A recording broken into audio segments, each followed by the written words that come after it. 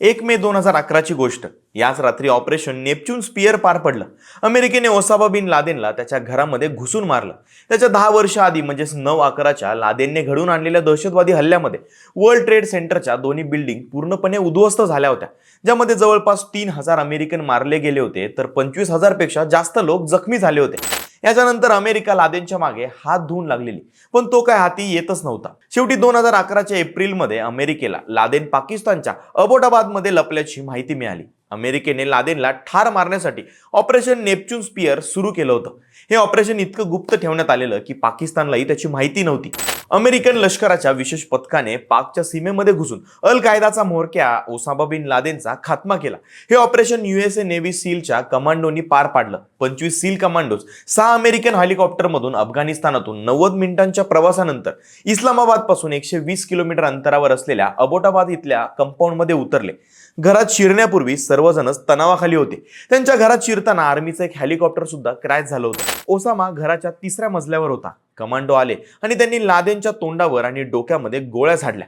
यानंतर ओसामाच्या डोक्याची 2 शकलं झाली आणि तो जमिनीवर पडला. खात्री करून घेण्यासाठी पुन्हा एक गोळी झाडण्यात आली. लादेनला ठार केल्यानंतर अमेरिकन कमांडोनी त्याचा मृतदेह एका पिशवीमध्ये भरून अफगाणिस्तानात नेला. ही संपूर्ण मोहीम चालली 40 मिनिटे. नेव्ही सीलच्या कमांडोंनी हे ऑपरेशन सक्सेसफुल केलं, पण यासाठी त्यांना एका महत्त्वाच्या साथीदाराची मदत मिळाली. तो साथीदार म्हणजे कायरो. हा कायरो म्हणजे मिलिटरी मधला कुत्रा. त्याचीच आज गोष्ट सांगतो. ऑपरेशन नेपच्यून स्पियर मध्ये अमेरिकन नेव्ही सील टीम सोबत कायरो हा बेल्जियन मालिनॉइज जातीचा मिलिटरी वर्किंग डॉग होता. लादेनच्या कंपाऊंड मध्ये कमांडो पाठवण्याआधी घराच्या आसपास धोका आहे का, कंपाऊंड मध्ये ट्रिप वायर किंवा ID स्फोटक आहेत का हे शोधण्यासाठी आणि तो एरिया अमेरिकन आर्मीसाठी सेफ आहे का हे सगळं चेक करण्यासाठी या कायरोला कंपाऊंडच्या आतमध्ये पाठवण्यात आलं. त्यानंतर घरातील हिडन रूम डोअर शोधण्यासाठी कायरोला आत पाठवण्यात आलं. त्याला लावण्यात आलेल्या कॅमेरामुळे ऑपरेशन टीमला आतमधली सगळी माहिती मिळत होती.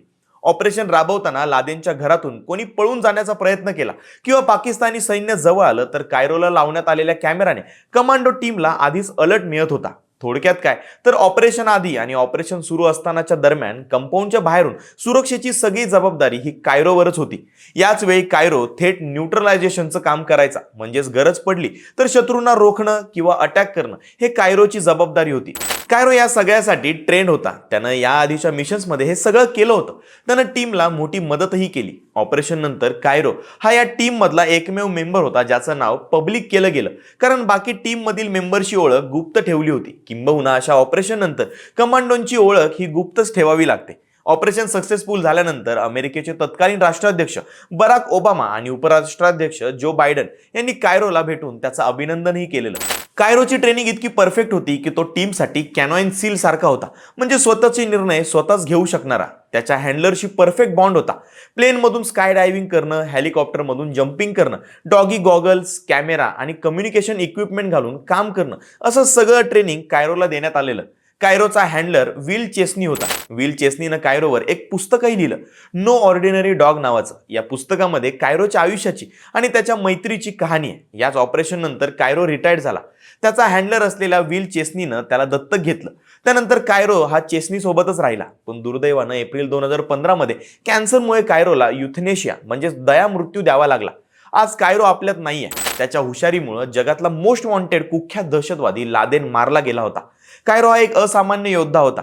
तुम्हाला कायरोची ही स्टोरी कशी वाटली कमेंट करून नक्की सांगा आणि लगावबत्ती या YouTube चॅनलला सबस्क्राईब करायला विसरू नका.